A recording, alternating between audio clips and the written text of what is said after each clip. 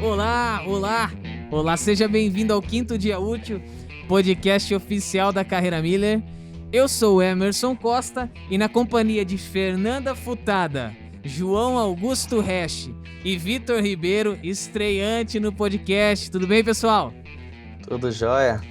Obrigado pelo convite. Beleza. Com certeza, prazer ter você. A gente vai conduzir essa conversa de hoje, hein? Ó, nesse episódio aqui, nós vamos explorar o tema remuneração sob um aspecto global. Como é comandar estratégias de compensação de várias unidades espalhadas pelo mundo dos Estados Unidos da América? Pois veja só, o convidado de hoje é brasileiro, mas desempenha esse papel há mais de 5 anos lá de Fort Mill, da Carolina do Sul, na Schaeffler. Seja bem-vindo, Rodrigo. Boa noite, pessoal. Obrigado. Agradeço o convite. Boa noite aí, João, Vitor, Emerson e Fernanda. Boa noite. Espero que seja um papo legal como os que a gente sempre tem nos nossos projetos. Então, vamos lá. Bora lá. Com certeza. Obrigado pela disposição, primeiramente, Rodrigo. Vai ser uma honra poder falar contigo, tá? Agradeço muito mesmo a sua disposição. Pra quem não sei que horas você tá ouvindo esse podcast, a gente tá gravando bem depois das 8 aqui, né? Acho que pro Rodrigo é uma horinha antes da gente, né, Rodrigo? Isso. Aqui pra mim é umas 7h40 no momento. 7h40. Ah lá, mas você pode estar de madrugada agora, você pode estar na manhã, na tarde, não importa. Se estiver ouvindo, olha, que a nossa companhia te agrade, viu? Vamos começar, Rodrigo. Eu quero começar com uma pergunta, assim, bem complicada. Já tá torcendo pro Hornets? Opa! Já logo no primeiro ano, aqui é Charlotte Hornets e Carolina Panthers, com certeza. Já é o time do coração. Já, desde criancinha. Que legal. Tem sido... a gente quer ouvir um pouquinho da tua experiência. Como que é pegar as malas, ir morar nos Estados Unidos, enfrentar esse desafio? Porque eu imagino que você tem vários, né? Conte como é que é isso pra gente? Se estabeleceu de vez nos Estados Unidos? Tem planos de voltar? Conta um pouquinho. Bem, eu brinco que é a pergunta de $1 milhão agora, né? A gente, graças a Deus, já me estabeleci bem aqui com a minha família, com a minha esposa e com a minha filha. Minha filha que é americana, né? Nasceu aqui. Uhum. Então, a gente, lógico, não tem nenhum plano definido para o futuro, mas a gente tem vivido bem aqui na Carolina do Sul, o pessoal é bem receptivo. Uhum. E principalmente do ponto de vista profissional tem sido um processo muito interessante de aprendizagem e de crescimento. Uhum. Então estou procurando aproveitar o melhor dessa experiência, com certeza. Que legal, imagino que deve ser uma experiência e tanto. Qual é o maior desafio, na sua opinião, assim, de um imigrante com essa missão de trabalhar nos Estados Unidos? Quando você chega de cara, é a língua ou tem mais algo? O que pega numa transição como essa? A língua, de fato, ela é um desafio inicial, né? Eu brinco que anteriormente no Brasil, e acho que como todo profissional tenta se desenvolver, e eu cheguei a fazer cursos de idioma da língua inglesa por mais de 6 anos e eu me sentia um tanto quanto confiante no uso da língua inglesa no trabalho, no dia a dia. E logo depois que eu me mudei para cá, eu tive um choque de realidade onde eu percebi que talvez eu não sabia tanto assim o danado do inglês. E a vivência aqui, o auxílio dos colegas também me ajudou muito nesse processo de aprendizagem, né? E tem os desafios do dia a dia de adaptação, uma cultura diferente, uma localidade diferente, então tem momentos que você sente a falta daquele arroz com feijão, aquele calor humano que a gente tem próprio do brasileiro, mas na medida do possível nós temos uma comunidade brasileira relevante na área, a gente tem algumas conexões, procura fazer amizade com o pessoal aqui e vai vivendo bem, vai se adaptando. Que legal. Imagino que é um grande privilégio. Vou adentrando um pouquinho assim. Você não começou em remuneração, você é marqueteiro, não é? Você Não começou com que marketing. a gente tenha stalkeado o Não que a LinkedIn gente de tenha, ninguém, né? A Vasculhado lição o seu de casa. passado ali. Sim. Eu brincando aí, usando a música do Paralamas, eu entrei de gaiato no navio, né? Então, E não saiu, né? eu nunca... E não saiu. Então o navio tá navegando muito bem desde então. Eu nunca me imaginei trabalhando com recursos humanos e remuneração, né? Então, eu era do lado aí do Emerson e da Fernanda, do pessoal do marketing. Então, eu sou formado em comunicação pela Exanc de Sorocaba. Anteriormente, até iniciei minha carreira profissional com uma experiência na área de informática, com programação, toda a parte de web design, sistemas e sites. E aí, nesse momento aí, por gostar de programas gráficos, trabalhar com Photoshop, essas coisas, me despertou interesse aí para a área de comunicação, com publicidade e propaganda. E essa foi a minha porta de entrada para a empresa onde eu trabalho atualmente, a Schaeffler, onde eu iniciei como um estagiário no departamento de marketing. E num dado momento eu me destaquei no desempenho da atividade de gestão de orçamento, e eu recebi o convite de um gestor por qual eu tenho muito carinho, que viu em mim uma oportunidade de oferecer uma oportunidade no departamento de recursos humanos para fazer um pouco do que eu fazia no departamento de marketing com gestão de orçamento, mas numa perspectiva mais abrangente. E com isso eu me transferi para o departamento de recursos humanos da empresa, e estando no departamento de recursos humanos eu comecei a experimentar um pouco dos diversos sabores que temos na função de recursos humanos, né? E envolvido com projetos, tendo essa atividade relacionada com a questão financeira. Consequentemente, eu acabei indo para a área de remuneração, a princípio cuidando de informações gerenciais e gestão de remuneração executiva, programas de remuneração variável. E com isso eu fui despertando mais interesse em me especializar na área, buscar mais informações. Eu sou um pouco cria da carreira Miller também, porque um dos primeiros cursos formais que eu tive de remuneração foi com o nosso querido Robinson, aí da carreira. Foi um curso que ele ministrou na região de Campinas. Até então eu comecei na área de remuneração fazendo, né, tendo essa experiência aprendendo na marra, digamos assim.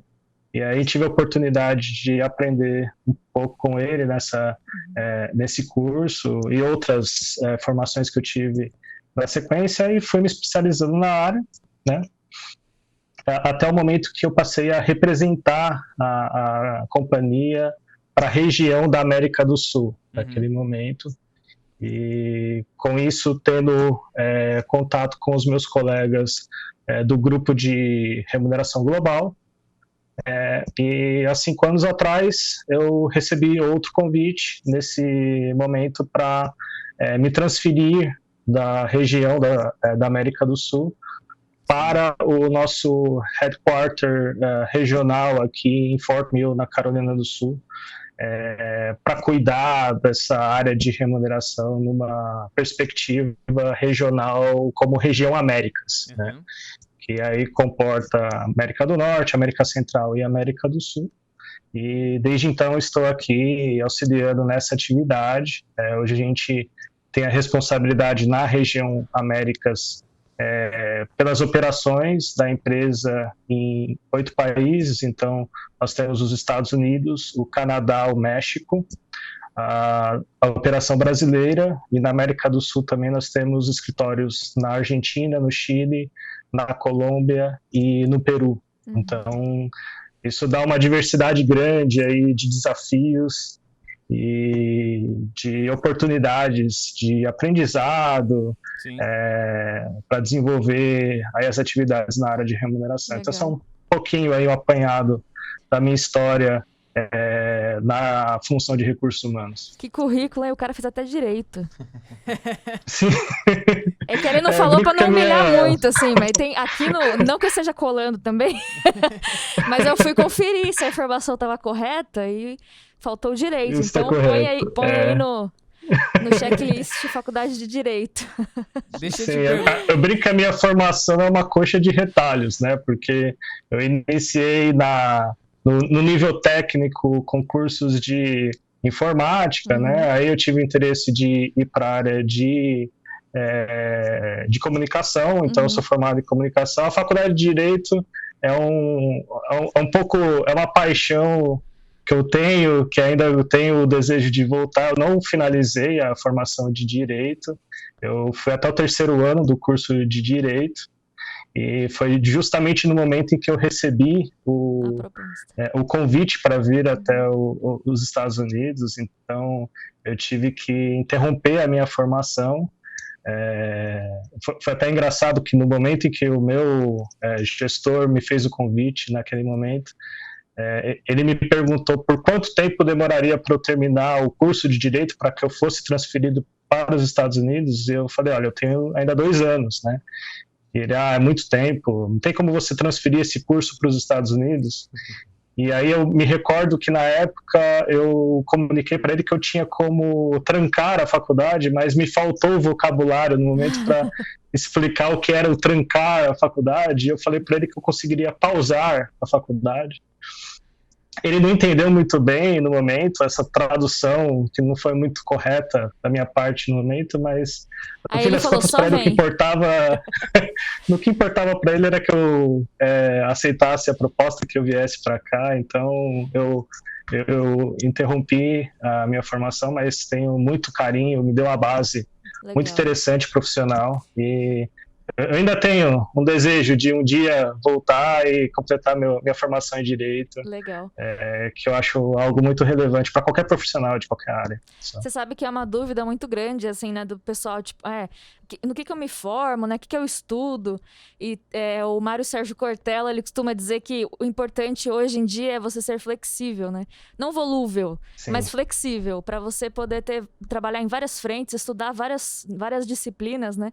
E eu queria perguntar para você, você acha que todas essas disciplinas pelas quais você passou, elas contribuíram hoje para a sua atuação aí na Schaeffler, a responsabilidade que você tem em remuneração?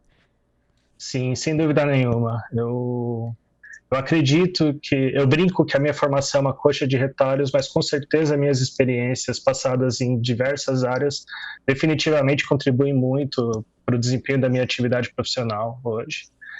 O meu background em informática, em programação, me ajuda enormemente na função de remuneração. Acho que todo profissional de remuneração, alguns que podem estar nos ouvindo nesse podcast hoje, sabem que a gente tem que lidar com as ferramentas diariamente, com planilhas em Excel, e às vezes o conhecimento em programação auxilia muito na automatização dos processos e na agilidade no desempenho das tarefas.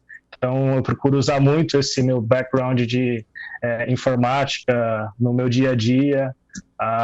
O background de Direito, ele é extremamente relevante na área de recursos humanos, né?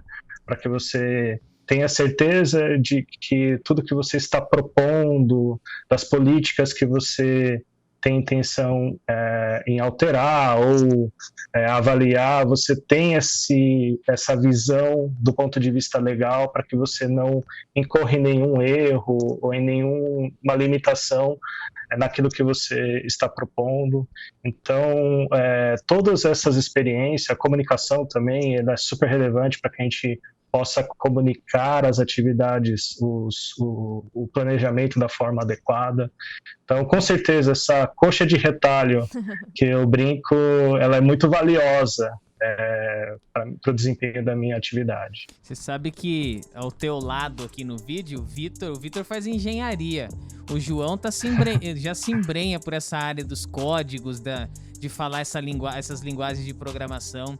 Então a gente também acredita do lado de cá que a somatória, esse repertório, ele contribui demais, né, pra gente conseguir inovar dentro da área, trazer novas formas de pensamento, né? Não tenho dúvida disso. Você faz engenharia do que, Vitor, mesmo? Eu concluí em junho agora, fiz engenharia de produção.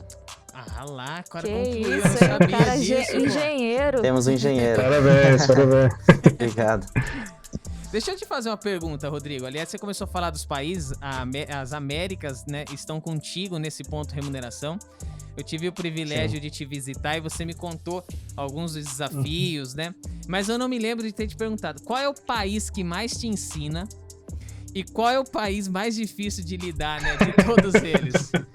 Se você falar, vou me comprometer com o difícil de lidar, eu passo. Você Pois é. Pois é, eu acho que não teria um país que seria mais fácil ou difícil. Eu acho que cada país tem a sua particularidade. Tem sido um aprendizado grande entender as nuances e as diferenças dos esquemas de remuneração em cada localidade. Não teria um que eu posso dizer que é mais desafiador. Eu acho que aí vai muito dos desafios que a gente pode ter por limitação legal em algumas localidades. Então existem coisas que a gente faz, por exemplo, nas operações dos Estados Unidos, que eu adoraria fazer na operação brasileira, por exemplo, mas entendendo que existem algumas limitações, a gente não tem a possibilidade de fazer a implantação de algumas práticas, né? Então, esses desafios locais impõem limitações quando você vai tentar fazer uma remuneração de uma forma regionalizada. E esse é um pouco do desafio, né? Como você seguir um padrão, né? Seguir uma mesma linha, uma linha coesa do ponto de vista regional, mas respeitando a particularidade local. Porque no fim das contas, remuneração e benefícios, ela é local, né? A gente tem que estar muito antenado naquilo que o mercado local está praticando, para que a gente possa alinhar nossas práticas de remuneração para manter a competitividade das operações nos mercados que estamos inseridos, né? Então a gente procura avaliar isso da melhor forma possível para respeitar a particularidade local de cada país, mas procurando manter a coesão no planejamento de remuneração como um todo na região. Sim. Como é que você explica esse nosso Brasil aí pros gringos? Eles entendem que reajuste por negociação coletiva não é mérito? Dá trabalho falar isso? Olha, eu vou te dizer que é um desafio muito grande. Grande parte do trabalho que a gente desempenha, eu brinco que é um trabalho de tradução, e aí é um trabalho de tradução que não é um trabalho de tradução literal, né? Não é somente você pegar um componente de remuneração, explicar o que é uma PLR, ou explicar o que é uma database, e só fazer a tradução lá literal da palavra. Então é você entender como aquele mecanismo funciona, e explicar num inglês claro para o americano como aquilo funciona e dos porquês que aquilo existe. E eles têm a ciência que existem muitas coisas culturais, né, que são particulares da realidade brasileira ou de outros países, né? Mas é um desafio. Às vezes, eu vou te dizer, eu já tive que explicar FGTS pelo menos umas 10 vezes aqui para o pessoal, e por várias vezes meus superiores vêm até a mim e perguntam o que era aquele FGTS mesmo que você me explicou que existe lá no Brasil e que eu não me lembro exatamente como funciona. Então, tem algumas coisas particulares da realidade brasileira que são inusitadas para eles, né? Mas que com calma, abordando o assunto com cuidado, a gente consegue se fazer entender, e isso auxilia muito na condução dos negócios na empresa também. Sim. Explicar o Brasil, essa é uma tarefa que eu não queria ter. Como explicar o Brasil? Você chega e fala... Andrei, Fale, João. não, só queria aproveitar a sua experiência, porque assim, a gente tem acompanhado diversos clientes que estão passando um processo parecido com o que você passou, né? A gente vê muitas empresas optando por cada vez mais ter uma diretriz unificada ou para a América Latina ou para as Américas, né? E muitos profissionais de remuneração estão recebendo esse desafio de passar a administrar também aqui do Brasil uma planta na Argentina, no Chile, ou o contrário, né? Passar a administração de remuneração para Costa Rica, para a Argentina, para os Estados Unidos e ter um hub aqui de atuação no Brasil, mas reportando para fora e tal. Que dica que você pode dar para quem está passando por isso agora, né? Que está tendo que lidar com remuneração em outros países ou com uma diretriz vindo de fora para o Brasil? O que você pode compartilhar aí que vai agregar para quem está nesse momento? Legal, boa pergunta. Eu acredito que entender muito bem os mercados em que você estará atuando é primordial, então entender as particularidades de cada localidade é importante, porque ao final você tem uma responsabilidade por vários países e várias localidades, e sempre o profissional de remuneração vai procurar uma coesão nesse trabalho, né? Mas respeitar as particularidades locais, ela é muito importante para que você tenha uma assertividade naquilo que você propõe. E mais do que isso, buscando essa integração entre diversas localidades, na minha experiência eu tenho visto que a arquitetura de cargos ela é espinha dorsal para a função de remuneração. O profissional de remuneração ele tem que conhecer muito bem as posições, os cargos, o que as pessoas fazem, para que ele consiga recomendar de forma adequada para as organizações as práticas de remuneração que são mais competitivas para cada local, né?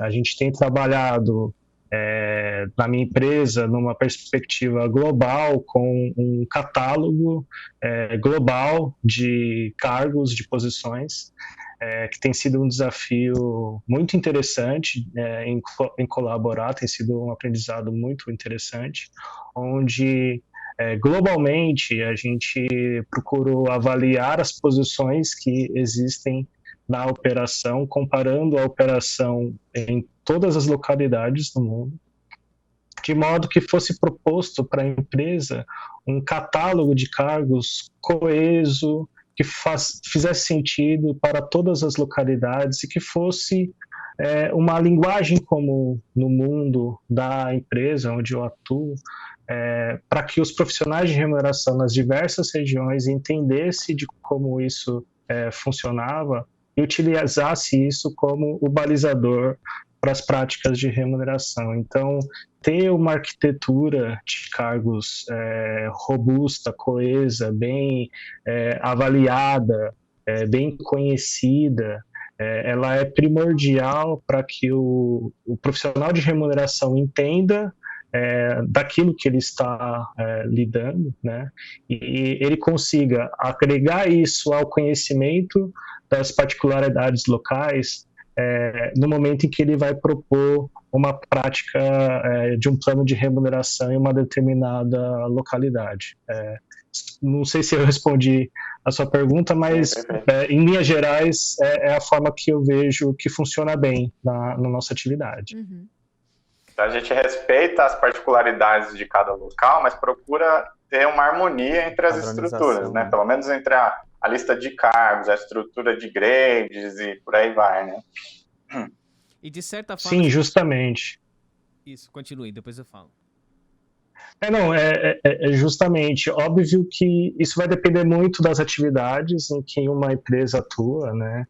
Onde há similaridade entre as atividades, então, se é uma atividade fabril, por exemplo, como da empresa onde eu atuo, existe uma similaridade das operações nas diversas localidades, com uma distinção da linha de produtos que é fabricada, ou coisa do tipo. É preciso olhar a coesão, a similaridade nesses pontos, para que a empresa consiga trabalhar bem essa estrutura de cargos. Não havendo isso, obviamente, a empresa precisa entender como o mercado atua e quais são as atividades que estão inseridas naquele mercado para que possa propor um modelo de remuneração adequado à realidade daquele mercado. Uhum. E geralmente você consegue. Como que essa harmonia é fácil de acontecer? Porque eu imagino que isso está muito ligado à tecnologia também de cada uma das regiões, né? Tudo que cada uma dessas plantas pode oferecer também como condição, né? Geralmente você consegue isso. A gente teve a oportunidade de fazer um trabalho agora olhando um pouco nessa questão Brasil, pelo menos para esse cruzamento com o dado global que você tem. Mas e de certa forma, isso é fácil ou não? É 100% de ajuste ou não? Não, tem coisa que não dá, tem coisa que tem que tratar como particular mesmo. Não, realmente existe um desafio grande nessa questão, né? A gente procura alinhar ao máximo onde existem similaridades e entender as diferenças. Entender as diferenças é muito importante nesse processo. E como você bem disse, existe uma diferença de tecnologias e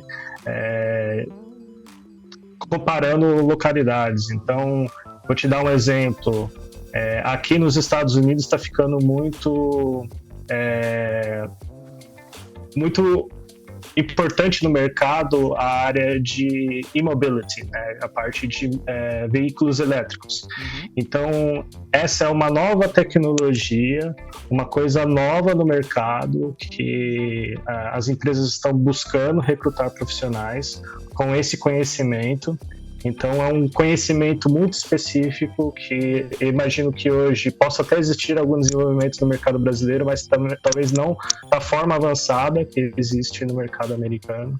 Então, logicamente, a gente tem que entender essa particularidade do mercado americano para que esse plano de remuneração, essa estrutura de cargos considere essa diferença para que possa atender esse mercado na busca dos profissionais da forma adequada para atraí-los e retê-los de uma forma que faça sentido para aquele mercado. Até porque não é só uma questão de prática de mercado, né? A gente tem também uma questão legal por trás disso, né? Como a gente estava conversando no começo, cada país tem a sua legislação, né? Então, talvez o que é aplicado aqui não seja compatível com o que é aplicado em outro país, em outra nação, né? Sim. E entender essas nuances ela é importante para que você não caia em algumas falhas, né? Então, e esse é um pouco do trabalho de tradução que a gente comentou no começo. Sim. Onde executivos americanos já estão habituados a trabalhar nesse mercado por muitos anos, e algumas vezes eles acreditam que algumas práticas que a gente consegue fazer aqui, elas podem ser facilmente implementadas em outro local, né? Uhum. Então, aí entra o trabalho de tradução, de procurar entender a legislação de cada localidade e entender as limitações, para que você possa endereçar a recomendação nos planos da forma mais adequada e se fazer entender, né? Fazer com que eles compreendam o porquê daquela determinada prática não ser possível, né? Uhum.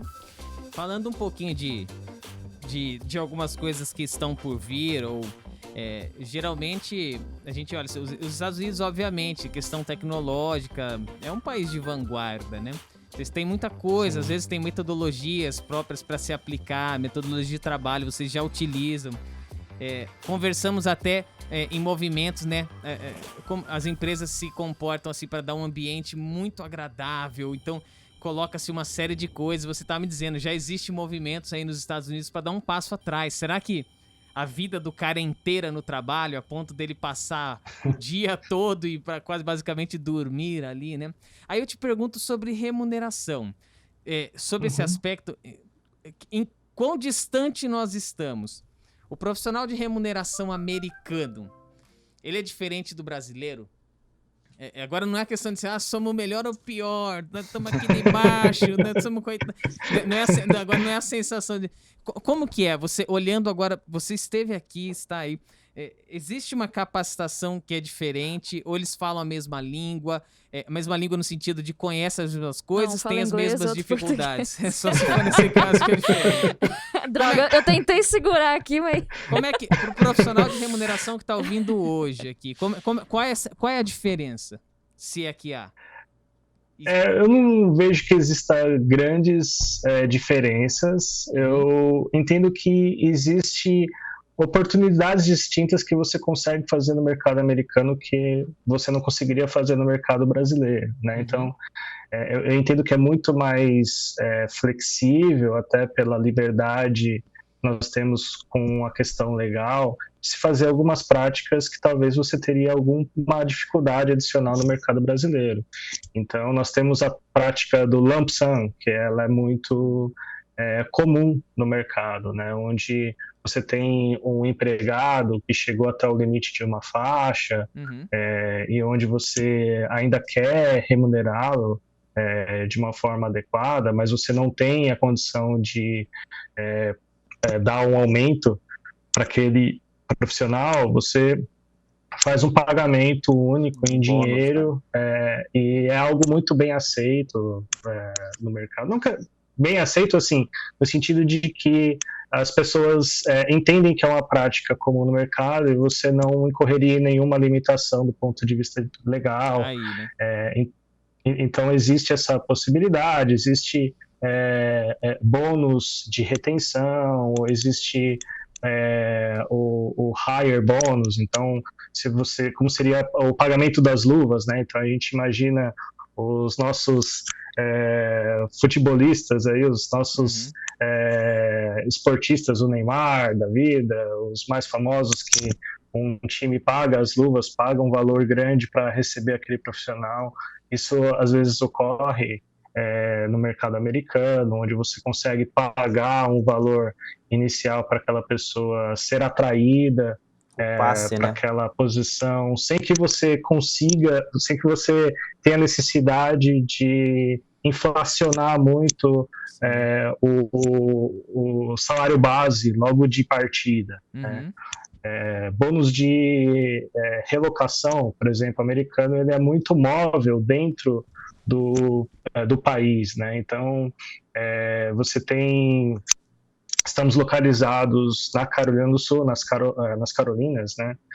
Mas temos profissionais de várias áreas, de diversas regiões dos Estados Unidos, né? Então, é muito comum você ter um colega que veio da Flórida, um colega que veio de Nova York, um colega que veio de Chicago, da Califórnia, né? E a possibilidade de você oferecer um bônus de relocação, ela é muito válida. Então, você tem uma série de ferramentas que você consegue trabalhar, que talvez em outros mercados você teria limitações por demandas trabalhistas, de direito adquirido, ou de incorporação de pagamentos na base salarial, na questão de tributação sobre esses pagamentos. Sim. Que é um pouco diferente, né? Então, eu diria que o profissional de remuneração americano, ele tem um pouco mais de ferramentas disponíveis, digamos assim,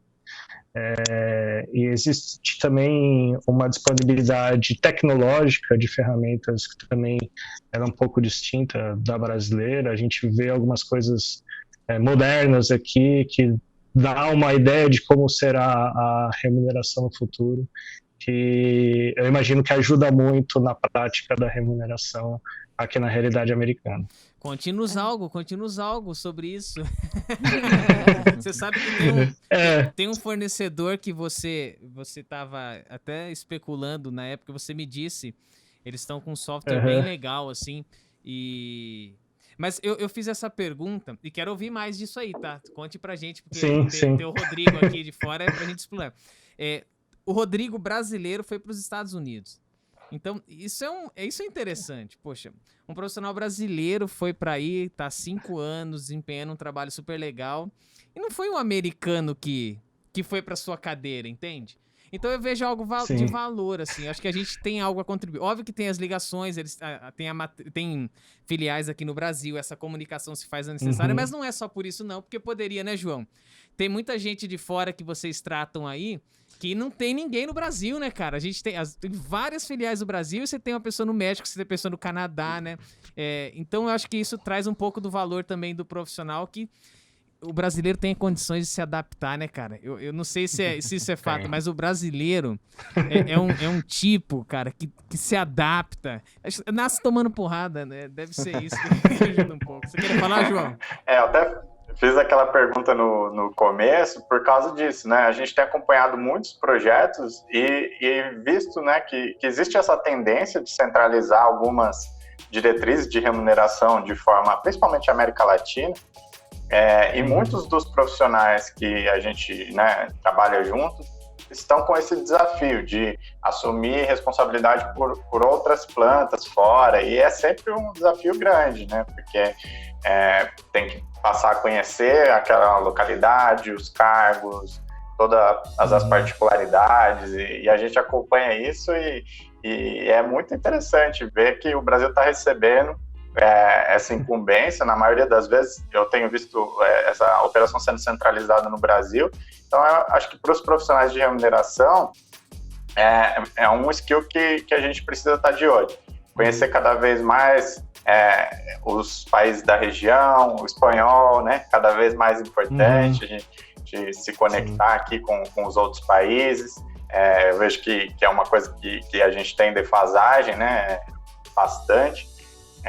Então, assim, estudar inglês, estudar espanhol, começar a entender essas particularidades pode ser um grande diferencial para o profissional de remuneração no futuro, porque essa tendência de centralizar as operações nas empresas de grande porte está uma coisa clara assim, nos últimos anos. Sim, eu acho que assim, o idioma ela é a chave da porta, né? Eu penso que foi muito bom, muito válido na minha experiência ter me dedicado na minha juventude, digamos assim, a aprender os idiomas, né? Então eu falo inglês, falo espanhol, e foi muito válido eu ter dedicado meu tempo para isso. Porque colocando o idioma de lado, profissional de remuneração brasileiro, eu tenho vários colegas, assim como vocês, ou colegas que já tive a oportunidade de conhecer. O profissional de remuneração não deixa nada em desejar ao profissional americano, né? É um pouco dessa visão que o brasileiro tem, às vezes, de que, poxa, o americano é melhor que eu tinha esse receio quando eu vim para cá. Eu tinha muito medo de ser um desafio maior daquilo que eu pudesse entregar, né? Mas uma coisa que essa experiência me ensinou muito é que ser humano é ser humano, não importa aonde ele esteja, né? Tinha um professor que brincava, que falava que não importa se é na Groenlândia, na Disneylândia ou em Uberlândia, a gente é gente, em tudo quanto é lugar, né? E eu vejo muito isso, e isso para mim é um negócio muito legal, sendo profissional de remuneração e de recursos humanos, de ver o componente humano nessa minha experiência. Né? Eu acredito que todas as pessoas, elas são capazes, né? Basta você se dedicar, você ir a fundo na área em que você tem o interesse. E eu acho que, como todos nós, sendo profissionais de remuneração, a gente acaba sendo um pouco apaixonado pela área, né? Tem aquele ponto da satisfação em trabalhar com os dados, em propor coisas que você depois vai ver o resultado sendo relevante na vida dos profissionais. Então, tendo essa paixão em fazer o bem para as pessoas, em usar a remuneração como instrumento para promover o bem para as pessoas e se dedicando no estudo da função, né? Eu vejo uma grande possibilidade de bons profissionais de remuneração brasileiros atuarem no desenvolvimento de planos de remuneração para empresas, ainda mais nessa economia global em que vivemos hoje, né? Então, cada vez mais temos empresas com operações globais, com atividades no Brasil, ou centros de serviço compartilhados, localizados no Brasil. Então, eu vejo uma grande oportunidade nesse sentido. Legal. O que você diria para o profissional que tá no Brasil e precisa se reportar para uma matriz, né, no exterior, tal, algo que você só entendeu quando você chegou e falou assim, agora eu entendi porque os caras não me entendiam, então agora eu entendi porque eu tinha aquela dificuldade. Porque às vezes a gente tá aqui e a gente fica assim, mas não é possível.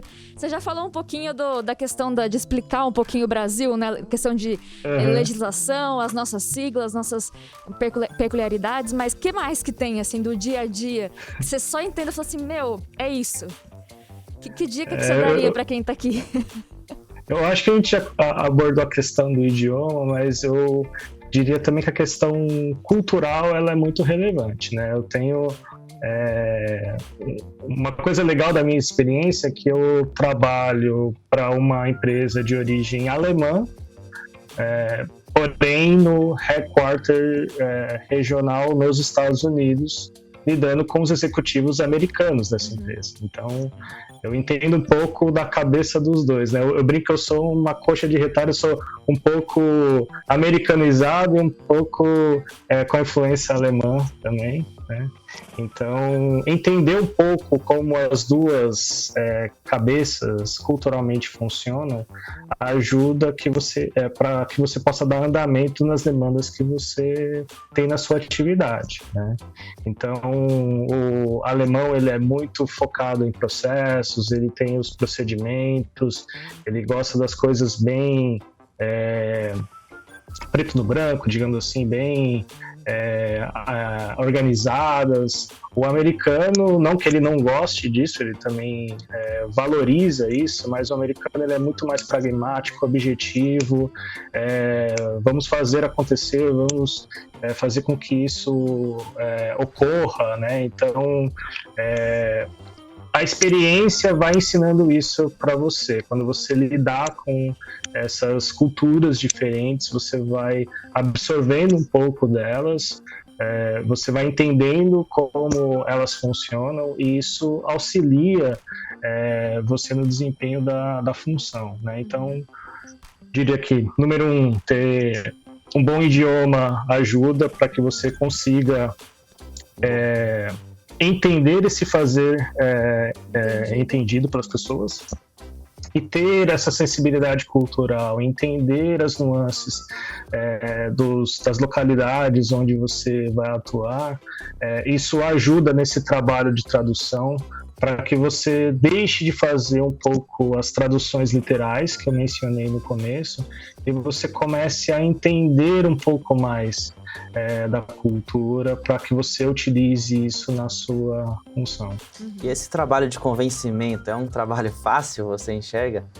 Dessa tradução, né? Que não é a tradução literal como você estava comentando, a tradução cultural, tudo que envolve a remuneração. Às vezes a estrutura global não se enquadra com a realidade do país, né? E essa tradução, esse convencimento é um trabalho fácil que você enxerga ou não? Eu não diria que ele é fácil, ele é um trabalho que leva um tempo de maturação, digamos assim. Hoje eu vejo que, tendo a experiência de 5 anos aqui nos Estados Unidos, eu tenho a condição de entender um pouco mais dessas nuances culturais e fazer essa tradução de forma mais rápida, digamos assim. Eu consigo entender essas nuances para que eu possa entregar a mensagem de forma mais efetiva, né? E, como eu disse, é uma coisa que leva tempo, a experiência, a vivência vai nos ensinando isso, né? Mas não é algo tão simples, principalmente quando você tem duas culturas em rota de colisão, às vezes quando tem algo que vem diretamente da nossa matriz, na Alemanha, que aí entra com algum questionamento dos nossos colegas executivos aqui nos Estados Unidos, e aí o pobre brasileirinho aqui no meio do fogo cruzado tentando fazer com que os dois lados consigam se entender de uma boa forma. Mas, como o Emerson mesmo disse, o brasileiro ele se adapta muito bem e ele ajuda muito nesse processo. Eu vejo, não só de minha parte, mas de outros colegas brasileiros que temos na operação, o brasileiro consegue entender essas nuances e consegue navegar bem entre os dois lados, e ele auxilia muito no processo. Então, a gente tem tido experiências bem positivas nesse trabalho de tradução internacional, digamos assim. Legal. E aí eu queria aproveitar, então, e continuando naquela lá da deixa, conta pra gente o que tem de novo, porque a gente tá falando sobre futuro de remuneração numa minissérie que a gente tem agora também acompanhando o podcast. Então tem muita coisa, né? E o pessoal, a gente especula muita coisa aqui e tal. Vai o colapso dos cargos, das arquiteturas, das descrições, isso não vai existir mais, né? A própria questão de salários, né? Você citou muitos aspectos de pagamentos que é dinheiro mesmo que eu coloco no bolso ali e vejo. Mas e sobre o aspecto de tudo do que tange significados? Aquilo que não é dinheiro, Rodrigo, mas é algo valorizado. Os pilares, né? Além dos 3 pilares tradicionais, salário, incentivo e benefício, quais são os outros pilares que estão no teu radar, nas tuas análises, né? Passa um pouquinho sobre esse futuro e sobre esse punhado de significados que vale muito, mas não é dinheiro.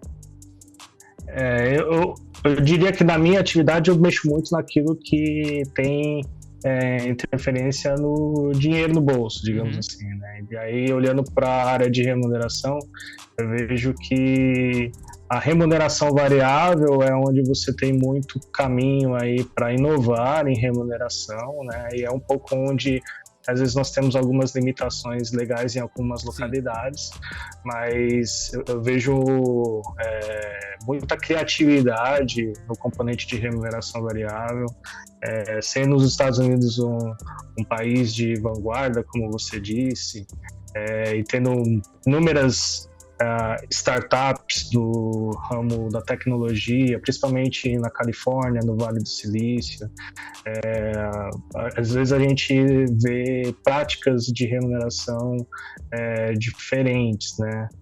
Indo um pouco além da remuneração, eu acho que a questão de benefícios flexíveis, ela vem muito a calhar com esse momento onde discussões sobre o balanço de qualidade de vida e trabalho têm se tornado cada vez mais relevante na sociedade, né? Então, aqui eu vejo que o americano ele é muito habituado a fazer o processo que nós chamamos de Open Enrollment, que é um momento do ano onde o funcionário ele tem a possibilidade de revisar a lista de benefícios que ele selecionou naquele empregador e ele pode fazer um ajuste aqui ou ali, né? Então, talvez num determinado ano você tenha uma estrutura familiar onde você não dependa muito do plano de saúde, mas a sua vida muda e você passa a ter um bebê, como eu tive recentemente aqui na minha própria experiência, né? Então você precisa adicionar um pouco mais no benefício médico para você ter um pouco mais de recurso naquela área, ou você tem profissional que é um pouco mais jovem, onde ele não precisa daquele benefício médico, mas ele pode selecionar algo que possa dar um auxílio no desenvolvimento educacional dele, ou alguma coisa relacionada a cursos, né? Então, eu vejo também muita criatividade nessa área. Existe um provedor agora nos Estados Unidos, que é a Raleigh Health, onde ela já está conectando as smart bands que as pessoas utilizam para se exercitar para que os dados dessas smart bands possam ser baixados num software, e aí entra toda a parte de gamification, né, para que a experiência do usuário seja muito interessante, que você tenha desafios. Então, num determinado dia você tem que correr tantos quilômetros ou cumprir algumas atividades, de modo que isso depois gere pontos numa conta do funcionário, e que o funcionário possa trocar isso por um benefício e ter talvez um benefício no plano de saúde, porque para a empresa é relevante entender que aquele funcionário está se mantendo saudável, vai contribuir para a redução dos custos médicos no plano de saúde, e aquele reward que você oferece para o funcionário naquela aplicação, talvez é um investimento muito mais barato, digamos assim, do ponto de vista de custo-benefício, ao invés de você ter um funcionário que pode se adoecer, pode ter um gasto de medicina importante, ou possa vir a faltar, e você não ter a mão de obra disponível na operação. Então, eu vejo que existem essas inovações na questão dos benefícios, na questão de remuneração, na remuneração variável. Então, é um pouco do que eu vejo da criatividade nos pacotes de remuneração e benefícios nos Estados Unidos. Legal. Tá entendido. E a questão de saúde, principalmente seguro-saúde, é muito crítico aí, né? Esse é um ponto também que pega. Eu imagino essas smart bands assim, fazendo um controle. Ô, preguiçoso, levanta e vai correr, rapaz. E ao mesmo tempo isso impactando no valor. Olha, imagina o trabalho com dados agora, hein? O sujeito tem uma vida sedentária, custa mais cara a saúde dele. Cara, você vai dar trabalho pra gente, a gente já sabe, né? O cuidado com os dados também, né? É algo bem assim. Vamos falar de dados? Aliás, mais uma aqui que eu queria colocar, né? A Lei Geral de Proteção de Dados, como que está aí no tema remuneração? Porque a gente já atende algumas empresas e o controle, né, João? Acho que você está muito mais ligado, mas eu também tenho respondido, né, em vários negócios que a gente tem fechado, esse controle está cada vez mais rigoroso, né? A gente tem que tomar... A gente lida com alguns dados, não pessoais diretamente, mas se a gente pensar que os salários não são pessoais, quer dizer, eles têm uma ligação, mas não pessoal, com CPF, nome e outras coisas, né? Como é que tá aí? Como é que é lidar? Eu vejo uma preocupação grande em relação à lei de proteção de dados, principalmente sendo uma empresa europeia. Eu vejo que existe uma demanda muito forte na União Europeia em relação a isso, e nos Estados Unidos não é diferente, mas a gente recebe muito dessa influência nas demandas que nós recebemos da nossa matriz na Alemanha, né?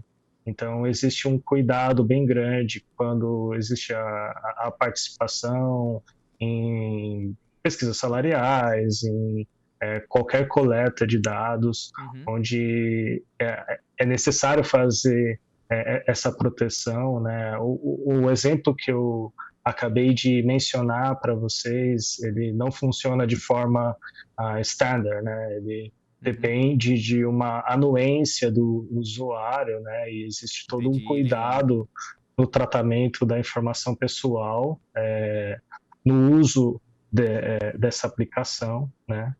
E tem sido uma crescente, né?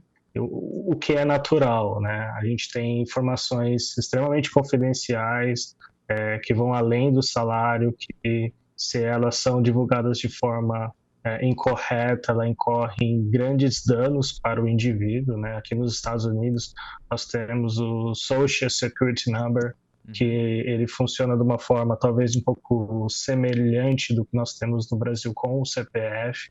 Então existe um cuidado adicional sempre que a gente lida com essas informações, tanto com salários como com essas informações pessoais, né? Então, existe uma adequação dos sistemas para que tenha-se camadas adicionais de segurança de dados, e aí a nossa área de informática de tecnologia de informação tem nos auxiliado muito nisso, para garantir que os sistemas estão adequados a essas regulações, né? E a gente tem procurado entender a demanda dessas regulações, tanto da perspectiva europeia como da americana, porque no fim das contas a gente precisa cumprir com os requisitos das duas localidades, mesmo estando inseridos na realidade americana, no continente americano, né? Por ser uma empresa de origem europeia, às vezes existem requisitos adicionais que são impostos para a União Europeia, em que a gente precisa cumpri-los aqui nos Estados Unidos também. Entendi. Sim. Rodrigo, o papo tá muito bom, não sei se você notou, mas passou rápido demais. Sim. Um grande privilégio poder te ouvir, poder ver que temos soluções, temos recursos para impactar o mundo.